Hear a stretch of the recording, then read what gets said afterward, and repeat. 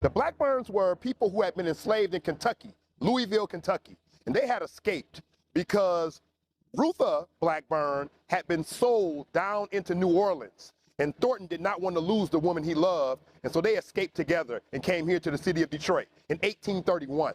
Well, they came to Detroit to get far away from Kentucky.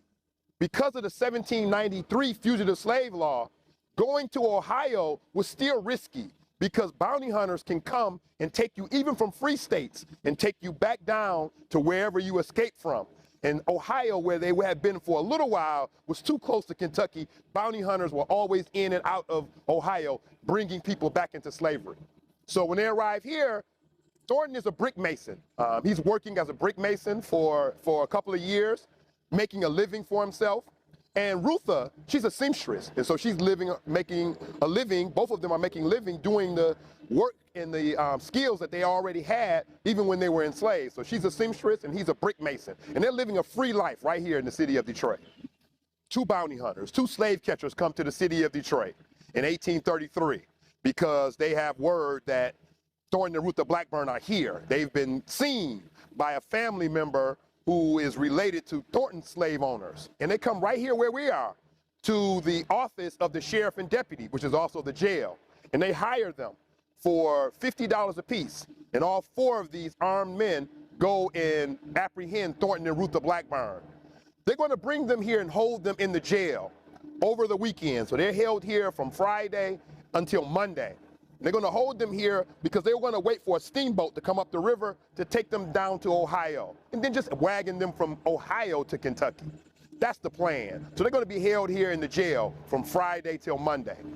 But of course, there's a number of black people here in the city of Detroit who are determined to free Thornton and Rutha Blackburn. They do not want them to be enslaved. And two of the people who are a part of this are women, young women, Caroline French and Tabitha Lightfoot. And those two women, along with another group of African Americans who meet at the home of Benjamin Willoughby, come up with a plan to free Thornton and Rutha Blackburn. And as they're working on that plan and develop it over the weekend, on Sunday after church, they come here to the jail. And when they come here to the jail to visit Thornton and Rutha Blackburn, Thornton's visitors are all turned away. The sheriff and deputy do not allow Thornton to have any visitors. He's actually kept inside of a jail cell behind bars in shackles. So he's behind bars and still in chains. They're that worried about him and believing that he's the mastermind behind the escape that they've been living for 2 years. But Rutha is allowed visitors because they're not as worried about this woman, which is really going to end up being a big problem on their part. Because Caroline French and Tabitha Lightfoot are going to go into the jail cell with Rutha Blackburn. While in the jail cell, they're praying with her because they believe that prayer changes things. They also bring her food because, of course, the jail food they know is horrible.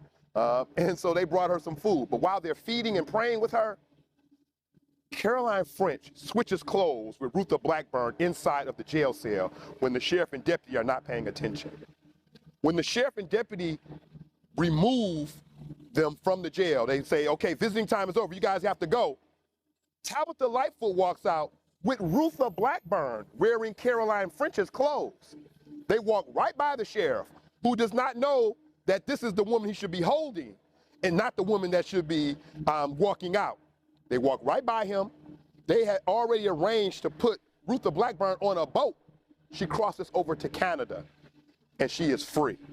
And she's on free soil in another country where the fugitive slave law does not apply. The next morning, Caroline French lets the jailers know, hey, I'm Caroline French. I came here yesterday to visit Rutha Blackburn. While you weren't paying attention, we switched clothes. And she walked right by you and you didn't even know. And so now she's in Canada, so she's free and I'm free too. You have to let me go. Now, of course, the bounty hunters want to use her, Caroline French, and sell her to make up the money that they've lost because bounty hunters only make money for the people they bring back. They don't make money for not bringing people back. So they want to sell her, but a crowd has grown up outside. Hundreds of people are outside of this jail, and they're there, of course, to free Caroline French.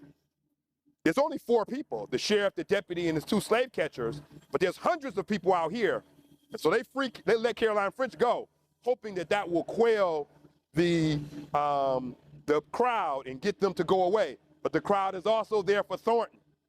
And in the course of them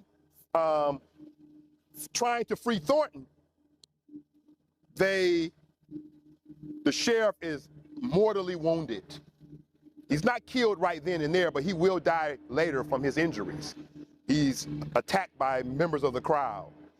The deputy has to run for his life, and the two slave catchers have to try to keep the crowd at bay with their guns so that they're not killed. But in the course of all of that, the crowd has taken Thornton, put him on a wagon, and whisked him away. Put him also on a boat where he crosses over the river to Canada, reunites with his wife, and they're both free. Thornton and Lucie Blackburn will move up to Toronto and start the first taxi company in the city of Toronto, and they will become wealthy.